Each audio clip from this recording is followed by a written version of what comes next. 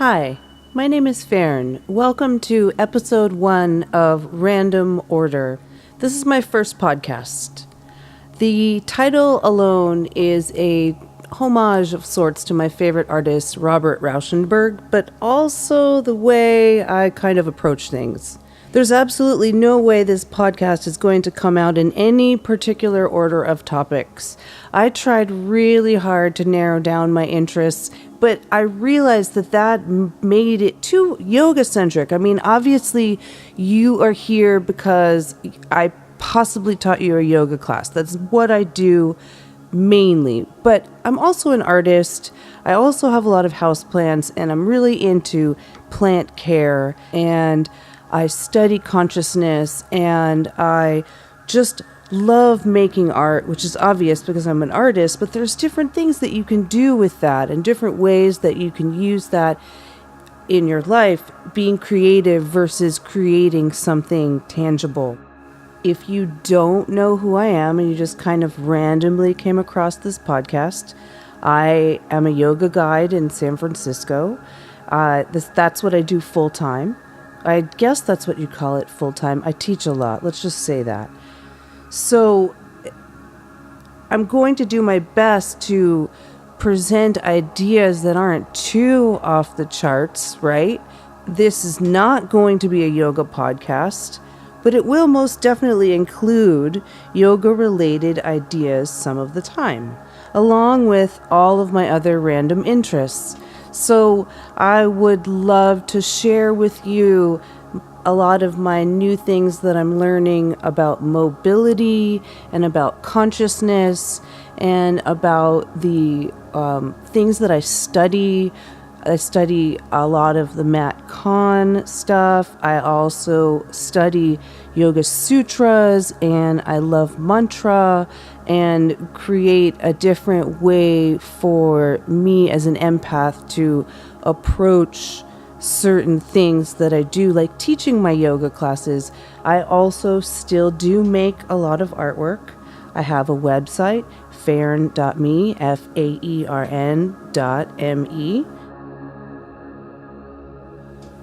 When I started to attend yoga classes, I began because it was the next right thing to do. I really just was drawn there, literally.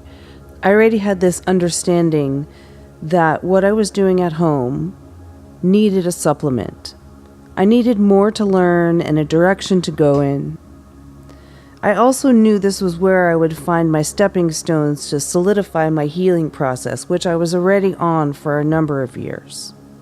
Eventually, my practice became all studio-based, and I immersed myself even more. I found amazing teachers in San Francisco who still inspire me to this day.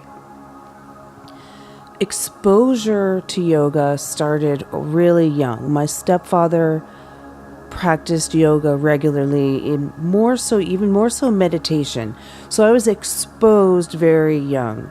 However, as kids do, I ignored this. I didn't take this in. I saw it, but I didn't take it as my own, like it would be anything for me. I thought this was his thing. Eventually that changed. And I know that changed when I worked at a store in Santa Barbara called Spirit's Path. I know for a fact it was there. But it didn't change from yoga, asana, or anything like that. It was the sound of Om, which is interesting because there was this soundtrack that we sometimes played in the store, which was basically people chanting Om over and over again. Not people, one person. And the sound really struck me, and when I started going to public yoga classes, and the first thing we did was that it was like a facepalm moment, right? Wow, why didn't I know this? I don't know. That's just the way it worked out for me. I did my first yoga training in San Francisco at Yoga Tree San Francisco in 2008 with amazing teachers. And then I did another 300 hours in 2013, also in San Francisco, but with Stephanie Snyder. I personally currently study mobility and function for joints, and I really hope to increase my studies on that. For now, I'm just doing my own, gathering as much information as I can. I want to go to a real seminar and really get some good information around that. The reason that I go that way is because I'm one of those very flexible, very mobile people. And the whole time that I've been in yoga, I have been working with myself to stabilize these strange things going on in my body while staying as flexible as I can. So it takes a really long time for me to build strength, and obviously things have changed. When I first started, I couldn't do any kind of arm balance or side plank or anything like that, and these are things that I regularly teach. And I do create my own approach because of my flexibility. I feel like I have a lot of different things that I can offer people, not just the flexible people. I can help them stabilize and figure things out, but I also have things that people I would call more advanced or have been practicing a little bit longer tend to find interesting because it's different yet familiar, and I really enjoy being able to offer that out in my classes regularly.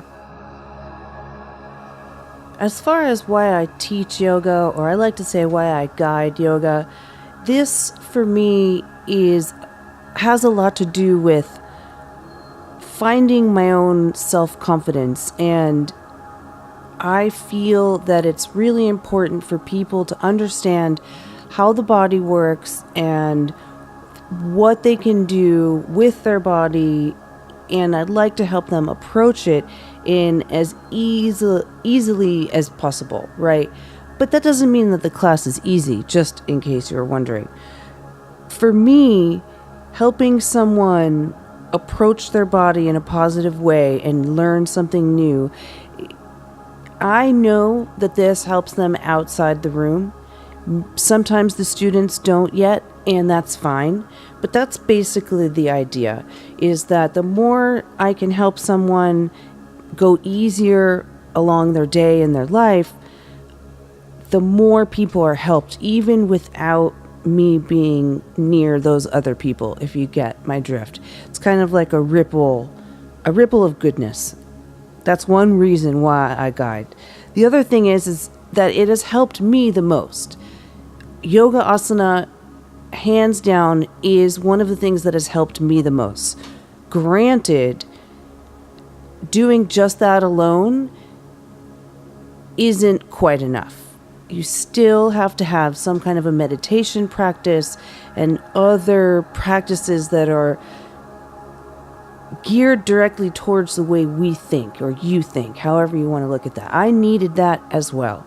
And I found that through yoga philosophy, and then even beyond that, moving into new paradigm philosophy around 5D consciousness. So that's something I mentioned a few minutes ago. Matt Kahn, he's that person. And so one of the things that's important to me is being able to explain spirituality to people in a way that doesn't put them off. And that's one of the things that I've learned from Matt, even though he can be very, very clear in a different sort of way. So what does that mean? That means that these things help me create the classes so that I can help as many people as possible find their self-confidence, or however you want to look at that. I mean, everyone has a different view.